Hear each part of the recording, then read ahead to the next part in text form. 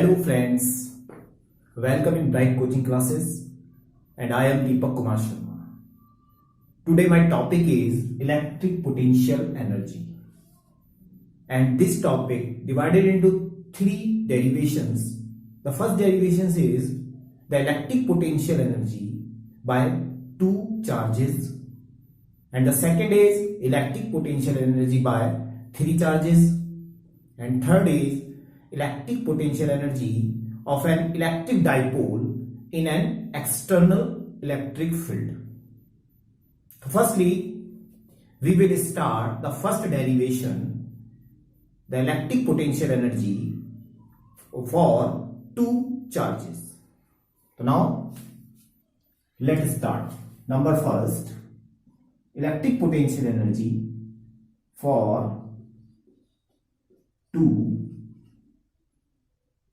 positive charges.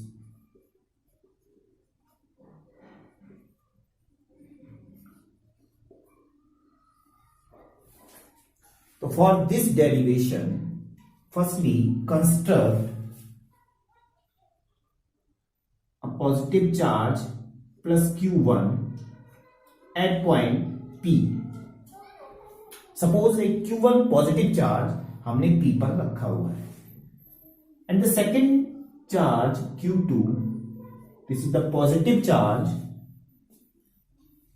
placed at infinity पर रखा हुआ है. अब infinity से उस चार्ज को हम लेकर के आ रहे हैं. उस चार्ज को लेकर के आएंगे हम सबसे पहले Q पॉइंट पर. तो यहां से हमें इस Q2 को इस Q पॉइंट पर लेकर के आए तो ये है Q2, ये यहां पर आ गया है. अब आपने इसी टाइप का डेरिवेशन से एक बार पहले भी पढ़ा होगा, वो था इलेक्ट्रिक पोटेंशियल. तो इलेक्ट्रिक पोटेंशियल में और इसमें क्या डिफरेंस है कि इलेक्ट्रिक पोटेंशियल में हमने ये पढ़ा था कि वहां पर this work done is called electric potential, but यहां पर हम पॉजिटिव यूनिट चार्ज नहीं लेकर के आ रहे हैं, कोई सा भी चार्ज लेकर के आ सकते हैं. तो यहां पर जो है डिफरेंस यही है कि यहां पर हम किसी भी चार्ज को लेकर के आ रहे हैं, इसलिए मैंने यहां पर Q0 का यूज नहीं किया है, प्लस Q2 का यूज किया है. यानी कि कोई भी पॉइंट चार्ज, कोई भी चार्ज आप लेकर के आ रहे हैं तो उसको वहां से यहां तक लाने में जो वर्क डन करना पड़ रहा है वो होता है इलेक्ट्रिक पोटेंशियल एनर्जी. तो एनर्जी वर्ड यूज होते ही समझ लीजिए कि वो कोई और अदर चार्ज हो सकता है, यूनिट चार्ज नहीं है. लेकिन अगर एनर्जी का यूज नहीं कर रहे हैं हम एनर्जी वर्ड का, ये याद रखने के तरीके हैं, अगर एनर्जी वर्ड का यूज नहीं कर रहे हैं तो वो ओनली पोटेंशियल है. तो हमने करना क्या है कि Q2 चार्ज को हम जो यहां पे रखा हुआ था इंफिनिटी पर, उसको हम Q पर लेकर के आ रहे हैं. तो इसमें हमें एक वर्क डन करना पड़ेगा जिसको हम W2 बोलेंगे. तो W2 वर्क डन करना, कितना वर्क डन वो होगा, वही वर्क डन जो है वो पोटेंशियल एनर्जी की फॉर्म में स्टोर हो जाता है, तो वही पोटेंशियल एनर्जी कहलाएगा. तो W2 का मतलब है, एक फार्मूला हमारे पास होता है, तो हम यहां पर प्लान भी स्टार्ट कर रहे हैं साथ साथ. W इक्वल टू होता है V इंटू Q, लेकिन हमें यहां पर W2 किया है मैंने, तो W2 इट मींस Q2 को यहां तक लाने में, यानी कि Q2 के लिए ये वर्क डन है. W2 चार्ज भी Q2 है, बट ये पोटेंशियल कौन सा यूज करेंगे हम, तो पोटेंशियल जो यूज करेंगे वो हम Q1 का यूज करेंगे, क्योंकि Q1 का पोटेंशियल यहां पर वर्क कर रहा है और बाकी Q2 पर वर्क कर रहा है, तो पोटेंशियल यहां पर हमारा V1 होगा. तो यहां पर हमें ये ध्यान रखना है कि अगर हमें चार्ज Q2 ऊपर से लेकर के आ रहे हैं तो पोटेंशियल V1 का यूज होगा, यानी ये इस पर इफेक्ट डालेगा. जैसे हमने इससे पहले भी पढ़ा था कि यहां से यहां पर एक रिपल्सिव फोर्स वर्क करता है, लेकिन ये इलेक्ट्रिक फील्ड का केस नहीं है, इलेक्ट्रिक पोटेंशियल एनर्जी का केस है. तो यहां पर आप फोर्स को यूज नहीं करेंगे, पोटेंशियल को यूज करेंगे. तो यहां पर इससे पोटेंशियल यहां पे वर्क करेगा और उधर से Q2 चार्ज आ रहा है, तो इस तरीके से जो W2 होगा इसका, वो W2 equal to V1 Q2 हो जाएगा. अच्छा, इस पर कोई, ये पहले से ही यहां पर प्लेस्ड है, ऑलरेडी प्लेस्ड है एट पॉइंट P, तो यहां पर जो है W1 इक्वल टू 0 होगा, क्योंकि इसको कहीं से लेकर के नहीं आए हैं हम, ये ऑलरेडी यहां पर प्लेस्ड है. तो जब ये यहां पर पहले से रखा हुआ है तो इस पे कोई एनर्जी हमारी यूज नहीं हुई है, इसलिए W1 इक्वल टू 0. बट उसको हम लेकर के आए हैं बाहर से, जैसे कोई घर के अंदर एक मेंबर अपने घर के अंदर बैठा हुआ है, एक मेंबर बाहर से आया है, तो जब वो बाहर से आया है और गेट पर खड़ा है, तो जब उसने गेट खोला तो वो V1 इसका काम कर रहा है और Q2 उधर से आ रहा है, तो W2 जो है वर्क डन जो है उसने किया है तो वर्क डन उसका होगा W2 equal to V1 Q2। तो V1 एक तरीके से विजन है, विजन मतलब देखना, या विजन का मतलब हो गया परमिशन देना, यानी कि Q2 अंदर एंटर कर रहा है तो उस पर जो वर्क डन होगा वो V1 के थ्रू ही होगा। अगर V1 यूज नहीं करेंगे तो W2 की कोई वैल्यू नहीं होगी। तो W2 यहां पर हमने यूज कर, तो W2 के लिए हमें V1 को यूज करना है। तो this is the work done. अब इसको हम यहां पर रिटर्न में लिखेंगे। तो कैसे करेंगे हम? सबसे पहले हमने वर्क डन W1 करना है, फिर W2 करना है। अच्छा, हमारा जो टोटल वर्क डन होगा वो हम W1 प्लस W2 कर लेंगे, और यही टोटल वर्क डन जो है हमारा U में कन्वर्ट हो जाएगा। तो हमारा मेन टारगेट है पहले W1 फिर W2, इसको सम करना है। तो सबसे पहले हम बात करते हैं प्लस Q1 चार्ज के लिए। तो from figure at point P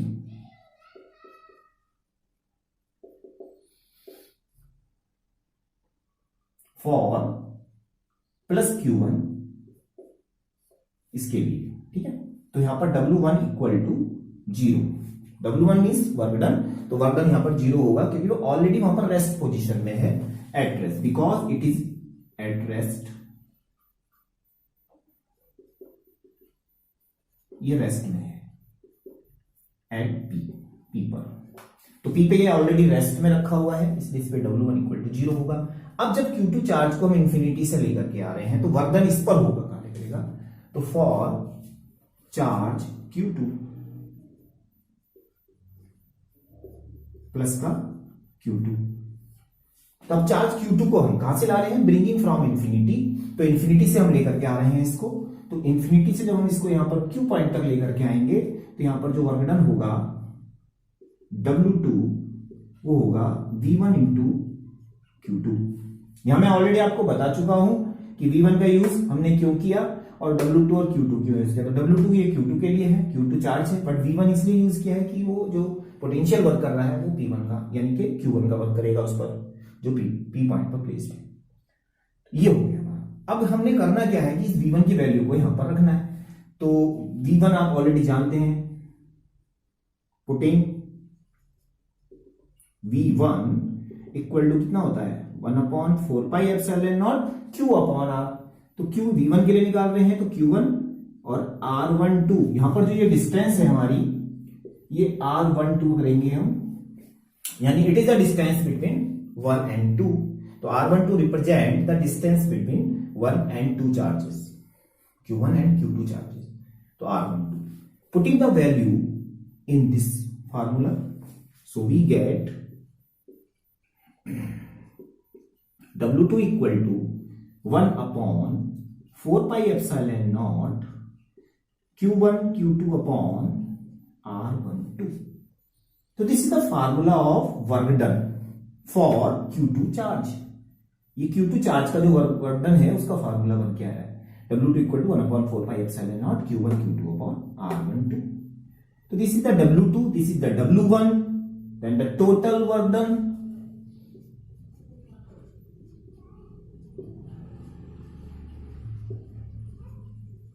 W equal to W1 plus W2, W1 plus and W2 value 1/4 pi epsilon naught Q1 Q2 upon R12. This is the value of W. So this is the W equal to 1/4 pi epsilon naught Q1 Q2 upon R12.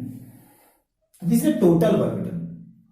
अब हम यहां पर इसकी definition भी लिखेंगे और साथ साथ में इसको हम रेज्यूमे कर देंगे। This is the work done stored in electric potential energy. तो this is also called the electric potential energy. तो यहां पर पहले हम इसको लिख लेते हैं। तो दिस वर्क डन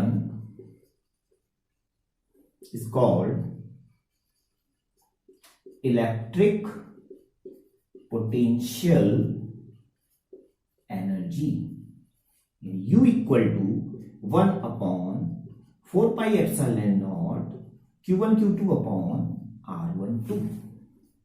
ठीक है, तो this is the formula of electric potential energy for two charges Q1 and Q2। तो एक बार फिर से हम रिपीट करते हैं, what is the electric potential energy?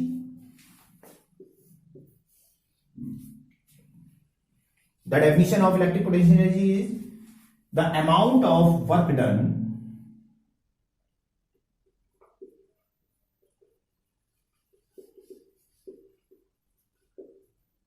for bringing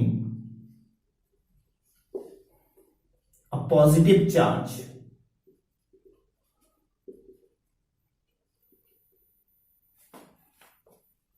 from infinity to a system of charges. It means this is the work done for bringing a positive charge from infinity to a system of charges. इसका मतलब कि जो एक ऐसा work done जो किसी भी charge को उस सिस्टम के अंदर लाने में करना पड़ रहा है, और असेंबली हो रहे हैं, वहां पर जो चार्जेस हो रहे हैं वो असेंबल हो रहे हैं, आप डिफरेंट चार्जेस को लेकर के आ सकते हैं उसके अंदर। तो इसलिए है this is the definition of electric potential energy for two charges. Okay,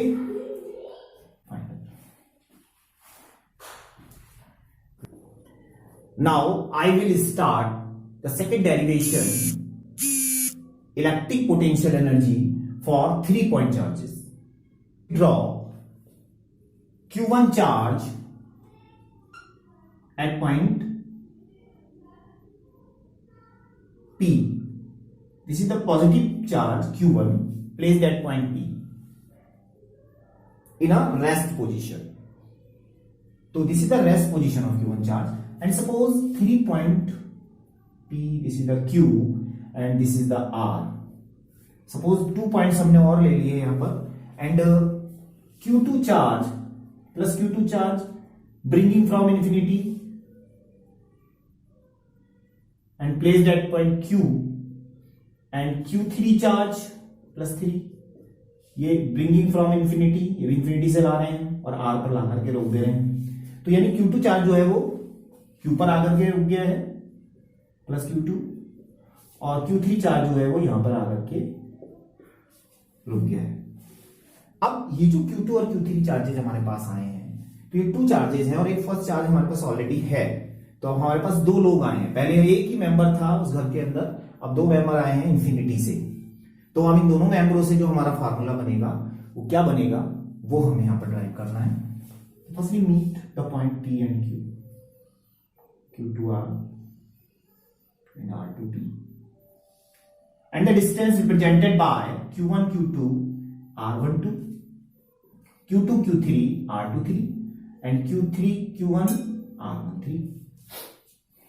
तो यहां पर क्या होगा कि इस Q2 पर ये भी इफेक्ट डालेगा, ये भी इफेक्ट डालेगा, इस Q1 पर ये भी इफेक्ट डालेगा, ये भी इफेक्ट डालेगा, और इस पर ये इफेक्ट डालेगा, यानी कि ये पेयर्स बनेंगे, यानी कि सब एक दूसरे को देख रहे हैं, सब एक दूसरे को परमिशन दे रहे हैं। जैसे मतलब किसी रूम में एक मेंबर बैठा हुआ है, 2 मेंबर बाहर से आए हैं, तो वो उनको परमिशन दे रहे हैं, ठीक है आइए बैठिए, तो परमिशन हो रहा है। तो परमिशन इट मींस वो उसको भी इफेक्ट डालेगा, उसको भी इफेक्ट डालेगा, वो भी इसको भी देख रहा है, उसको भी देख रहा है, वो थर्ड जो पर्सन है वो दोनों को देख रहा है। तो इसका मीन्स ये है कि यहां पर हमारे 3 पेयर्स बनेंगे, फर्स्ट पेयर P2Q, फिर Q2R एंड R2P। तो यहां पर जो टोटल पोटेंशियल एनर्जी होगी वो यहां से भी वर्क करेगी, यानी कि इसकी जो एनर्जी होगी इसको हम सपोज Q12 मान लेते हैं। This is the energy between 1 and 2 charges, and this is the energy between 2 and 3 charges, and this is the energy between 1 and 3 charges. एक दूसरे पर इफेक्ट डाल रहे हैं, वो उसको देख रहा है, उसको देख रहा है, एंड इस तरह से ये इससे इफेक्ट डाल रहा है। तो the total energy, total potential energy of the system U equal to U12, U23 and U31, यानी the sum of potential energy, तीनों की जो एनर्जी है उनका सम कर देंगे यहां पर। तो पहले U12 फाइंड करते हैं, putting the value of U12। अब हमने एक फार्मूला भी यहां पर ड्राइव किया हुआ था, U इक्वल टू होता है 1/4πε0। अगर हम 1 और 2 के बीच में ले रहे हैं तो 1 2, ऐसी 2 3 में तो 2 3 2 3, 3 और 1 में तो 3 1। तो U इक्वल टू 1/4πε0, 1 और 2 के बीच में हम ले रहे हैं तो ये आ जाएगा 1/4πε0 Q1 Q2 अपॉन R12। ऐसे ही 1/4πε0 Q2 Q3 R23, 1/4πε0 Q3 Q1 R31, यानी 1 2 यानी इन दोनों के बीच में, 2 3 यानी इन दोनों के बीच में, एंड 3 and 1 दोनों के बीच में। तो टोटल एनर्जीज हमारी यहाँ पे सबकी अलग अलग। तो total U equal to 1/4πε0 common, then Q1 Q2 upon R12, Q2 Q3 upon R23 and Q3 Q1 upon R31। तो this is the formula of total potential energy for 3 point charges. 3 point charges से ये formula हमारा बनेगा। Okay, this is the formula. Now the next derivation, electric potential energy for an electric dipole in an external electric field. So firstly draw an external electric field like this. So this is the electric field represented by E, and a dipole placed inside it.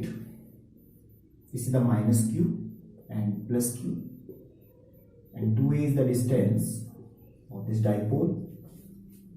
Then a force applied F equal to QE, positive direction, and F equal to minus QE in opposite direction at minus Q and plus Q. And draw the distances like this. Suppose this is the angle of theta, then 2a sin theta and 2a cos theta.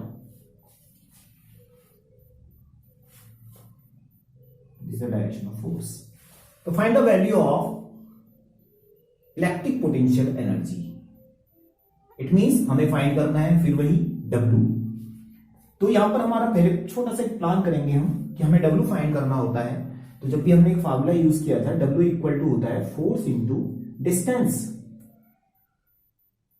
Perpendicular distance, या force into distance ही कह दीजिए simple formula में। लेकिन यहां पर हमें क्या करना है, W। तो जब हम ये कौन सा केस है हमारा, rotational case, because the dipole rotate in an uniform electric field. तो रोटेशन कर रहा है इसके अंदर ये। तो रोटेशन के केस में जो W है वो F जो है वो टाउ में कन्वर्ट हो जाता है, क्योंकि टॉर्क क्या होता है, मूवमेंट ऑफ फोर्स। तो फोर्स को मूवमेंट ऑफ फोर्स में कन्वर्ट करते हैं टाउ में, एंड डिस्टेंस जो है ये लीनियर डिस्टेंस है, लीनियर डिस्प्लेसमेंट होता है, ये एंगुलर डिस्प्लेसमेंट में कन्वर्ट हो जाता है, यानी डी थीटा। इसका मतलब ये जो W है हमारा, अब ये इस फार्मूले में कन्वर्ट होगा, यानी कि रोटेशनल मोशन इसमें कर रहा है। तो रोटेशनल मोशन के फॉर्म में हम इसको सॉल्व करेंगे। तो W हमने निकालना है dW, तो क्योंकि यहाँ डी थीटा है इसलिए इसको dW करेंगे। तो ये हमारा एक बेसिक जो है एक प्लान है, जिस प्लान को हम लेकर के यहां पर चलेंगे। लेकिन उसके लिए हमें क्या करना पड़ेगा, पहले टॉर्क निकालना पड़ेगा। What is the value of torque. तो ये डेरिवेशन हम ऑलरेडी पीछे कर चुके हैं, लेकिन यहां पर भी हम शॉर्ट में इसको करेंगे। तो टॉर्क हमें पहले फाइंड करना होगा, और टॉर्क से फिर हम W निकालेंगे। तो हमारा पहला स्टेप है टॉर्क फाइंड करना। तो as shown in figure consider electric dipole and 2a sin theta and 2a cos theta be the distances. 2a sin theta is the distance for perpendicular distance for this force, and 2a cos theta is the horizontal distance. तो हम use करेंगे यहां पर 2a sin theta को, ठीक है। तो सबसे पहले हमें टॉर्क फाइंड करना है। तो टॉर्क क्या होता है हमारा, फोर्स इंटू परपेंडिकुलर डिस्टेंस। तो from figure tau equal to होता है फोर्स इंटू परपेंडिकुलर डिस्टेंस। तो टॉर्क इक्वल टू फोर्स, यहां पर देखिए फोर्स को हम QE से इंडिकेट किया हुआ है, but plus and minus indicate the direction of the forces, plus direction of the forces this side and minus the opposite direction. तो माइनस साइन हमेशा फिजिक्स में अपोजिट डायरेक्शन को शो करता है। तो यहां पर फोर्स की जो मैग्नीट्यूड है वो है QE। This is the magnitude of the force, same forces work कर रहे हैं, तो मैग्नीट्यूड QE होगा इनटू परपेंडिकुलर डिस्टेंस। इसके सामने का परपेंडिकुलर डिस्टेंस लाइक दिस, ये अगर फोर्स है तो ये परपेंडिकुलर है। अगर मैं इधर पे ड्रॉ करूंगा तब भी वही केस आएगा, थीटा इक्वल थीटा हो जाएगा, यहाँ पर 2a sin theta and 2a cos theta. तो बी ए इसके लिए ये परपेंडिकुलर डिस्टेंस है, मींस डिस्टेंस दोनों तरफ सेम लगेगी, परपेंडिकुलर डिस्टेंस में 2a sin थीटा। तो ये हमारा फार्मूला हो गया। तो tau equal to q into 2a एक साथ लेंगे, e को बाहर लिखेंगे and sin theta, and q into 2a represent p e sin theta. यहां पर हमने किसको यूज किया है, p equal to q into 2a। तो जो भी हम यूज करते हैं उसको साइड में लिख देंगे। तो tau equal to p e sin theta, ठीक है। अब now find the value of w। तो for the displacement, for the small angular displacement, for small angular displacement, for small angular displacement जिसको हम डी थीटा से indicate करेंगे, d W equal to, मैंने अभी फार्मूला बनाया है टाउ इंटू डी थीटा। कैसे बनाया वो मैंने आपको पहले से क्लियर कर दिया है। टाउ के वो फोर्स को रिप्रेजेंट कर रहा है और डी थीटा जो है वो डिस्प्लेसमेंट को रिप्रेजेंट कर रहा है। तो D W equal to tau into D theta, putting the value of tau, तो D W equal to P E sine theta D theta. अब जहां पर डी यूज हुआ है वहां उसका इंटीग्रेशन भी करना पड़ेगा, तो इंटीग्रेशन करेंगे, इंटीग्रेशन का साइन, इंटीग्रेशन किसका होगा, जिसके साथ डी थीटा लगा हुआ है, डी लगा हुआ है। यहां पर डब्ल्यू का इंटीग्रेशन 0 टू डब्ल्यू, लिमिट भी लिखेंगे, और यहां पर लिखेंगे हम theta 1 to theta 2। Theta 1 is the maximum position जहां पर सबसे ज्यादा जो है इलेक्ट्रिक पोटेंशियल होगा, और उसके बाद जैसे हम छोड़ेंगे न्यूट्रल हो जाएगा। तो थीटा 1 इक्वल टू थीटा 2। फिलहाल तो अभी हम इतना करते हैं, उसके बाद आगे बढ़ते हैं। तो पी ई को हमने बाहर लिखा, integration sine theta, theta 1 theta 2, sine theta का इंटीग्रेशन माइनस कॉस थीटा, यानी यहां थीटा भी लगाएंगे, तो P E minus cos theta और theta 1 to theta 2, putting the value, putting the limits, minus को बाहर निकाल देते हैं, ये रहने दीजिए अंदर ही हो जाएगा। तो माइनस का कॉस थीटा 2, इस माइनस को बाहर ही रख लो तो प्रॉब्लम नहीं आएगी, थीटा 2 माइनस कॉस थीटा 1। जैसे इस माइनस को अंदर एंटर कराएंगे, अंदर के साइन चेंज हो जाएंगे, then P E cos theta 1 minus cos theta 2। तो this is the value of W, this is the value of W, this is the W। अब दिस W यानी this work done is stored अब electric potential energy. तो dipole की electric potential energy भी यही होगी। तो this work done is also called electric potential energy. Same वही method, this work done is also called electric potential energy. So this is represented by U PE cos theta 1 minus cos theta 2. So this is the formula of electric potential energy of an electric dipole in an external uniform electric field. लेकिन अब यहां पर एक condition आती है। Condition ये है कि अगर हमें थीटा 1 और थीटा 2 की वैल्यूज को गिवन कर रखा हो, दे रखा हो, तो हमें अब पुट करेंगे थीटा 1। तो थीटा 1 इक्वल टू, अब देखिए कंडीशन को आप कैसे समझेंगे, कंडीशन को समझ लीजिए जैसे डाइपोल ऐसे रखा हुआ है, ये तो एक पोजीशन में रखा हुआ है। थीटा 1 क्या होगा, परपेंडिकुलर। इस समय अगर आपको डाइपोल को ऐसे रखते हैं तो सबसे ज्यादा पोटेंशियल एनर्जी स्टोर होगी, क्योंकि यहां पर हमें बहुत मेहनत, बहुत रोकना पड़ेगा इसको। अगर हम इसको यहां से हटाएंगे जस्ट एकदम से नीचे चला जाएगा। मैक्सिमम पोटेंशियल एनर्जी यहां पर होगी, यानी कि थीटा 1 इक्वल टू 90 डिग्री रखेंगे, और थीटा कुछ भी हो सकता है, 90 के बाद वो 60 हो सकता है, 30 हो सकता है, 45 हो सकता है और 0 हो सकता है। तो थीटा 1 इक्वल टू 90 करेंगे यहां पर। तो putting theta 1 equal to 90 and theta 2 equal to theta, then U equal to PE cos 90 minus cos theta. तो U equal to PE cos 90 sine 0 minus cos theta. तो U इक्वल टू माइनस का PE cos theta. तो this is the formula of potential energy. तो ये एक formula और बन के आया हमारे पास पोटेंशियल एनर्जी का। This is the equation number 1 and this is the equation number 2। तो ये फार्मूला कहां यूज करेंगे, जहां थीटा की एक सिंगल वैल्यू दे रखी होगी, लेकिन जहां पर इनर्शियल और फाइनल वैल्यूज हमें थीटा की गिवन होंगी, वहां पर हम इस फार्मूले को रखेंगे।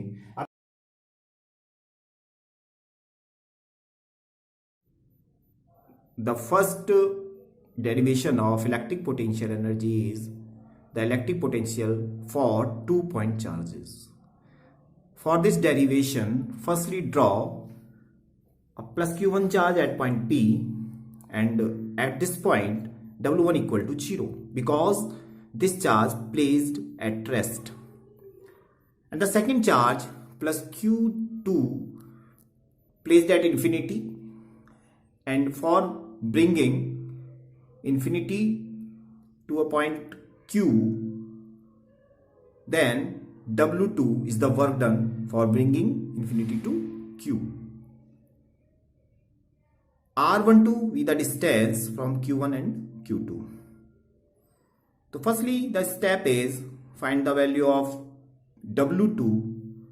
W2 equal to V1 into Q2 because V1 is the potential by the charge Q1.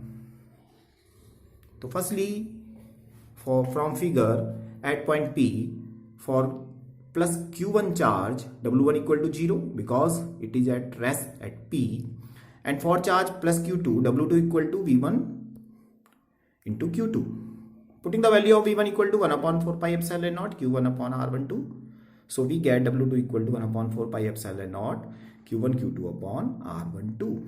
Then the total work done W equal to W1 plus W2. Putting the value of W1 and W2 to 0 plus 1 upon 4 pi epsilon naught Q1 Q2 upon R12. Then W equal to 1 upon 4 pi epsilon naught Q1 Q2 upon R12. And this work done is also called the electric potential energy. So it is represented by U. U equal to 1 upon 4 pi epsilon naught Q1 Q2 upon R12. And this is the definition of electric potential energy. The amount of work done for bringing a positive charge from infinity to a system of charges. So this is the first derivation. For the derivation of electric potential energy for 3 positive charges, so firstly draw a figure in which Q1 is the rest charges at point P, and Q2 and Q3 the charges placed at infinity. Q2 bringing from infinity to at point Q, and Q3 bringing from infinity at point R. And the distance between Q1 and Q2 represented by R12, and the distance between Q2 and Q3 represented by R23, and the distance between Q1 and Q3 represented by R13. Then the potential between P and Q charges represented by U12, Q and R U23, and P and R U13. Then the total potential energy of the system U equal to U12, U23, and U31. Putting the value of U, we know that U equal to 1 upon 4 pi epsilon naught Q1 Q2 upon R12. So putting the value of U12, U23, and U31 like this: U equal to 1 upon 4 pi epsilon naught Q1 Q2 upon R12, 1 upon 4 pi epsilon naught Q2 Q3 upon R23, and plus 1 upon 4 pi epsilon naught Q3 Q1 R31. Then U equal to 1 upon 4 pi epsilon naught common, then Q1 Q2 upon R12, Q2 Q3 upon R23, and Q3 Q1 upon R31. So this is the formula of the total potential energy for 3-point charges. Thank you. So this is the third derivation, electric potential energy for an electric dipole in an uniform external electric field. So for this derivation, firstly draw the electric field, uniform electric field represented by E, and placed electric dipole at an angle theta with E, and two forces works at plus Q and minus Q. F equal to plus QE is the force works at plus Q, and F equal to minus QE is the force works at minus Q charge. 2a sin theta and 2a cos theta be the distances. 2a sin theta is the perpendicular distance for the force F equal to minus QE. So firstly, from figure, find the value of torque. Torque tau equal to F into perpendicular distance. So tau equal to F equal to QE. QE is the magnitude of the force and perpendicular distance is 2a sin theta from the figure. Tau equal to Q into 2a into E sin theta. Q into 2a represent P, electric dipole moment, then tau equal to PE sin theta. For small angular displacement d theta, suppose this dipole makes an angle d theta, then dw equal to tau d theta, putting the value of tau equal to p sin theta d theta, and the limit of dw equal to 0 to w and theta 1 to theta 2, then pe sin theta d theta 1 to theta 2. So pe equal to sin the integration of sin theta minus cos theta and theta 1 and theta 2. This is the limit. Putting the limits, minus pe cos theta 2 minus theta 1 and minus pe enter in the bracket, then cos theta 1 minus cos theta 2. This is the value of w, and this w is also called electric potential energy of an electric dipole. Then it is represented by u. So u equal to pe cos theta 1 minus cos theta 2. So this is the formula of electric potential energy for dipole when theta 1 and theta 2 be the angles. Suppose theta 1 equal to 90. This is the first condition. This is the maximum position of the dipole when the dipole placed perpendicular to the electric field. Then theta 1 equal to 90 and theta 2 equal to theta. Then u equal to pe cos 90 minus cos theta, and cos 90 equal to 0. Then u equal to pe 0 minus cos theta. So the formula is u equal to minus pe cos theta. This is the equation number 2. There is two formulae. First formula in the form of theta 1 and theta 2, and the second formula in form of theta. Theta is the angle of the dipole from the figure. Thank you.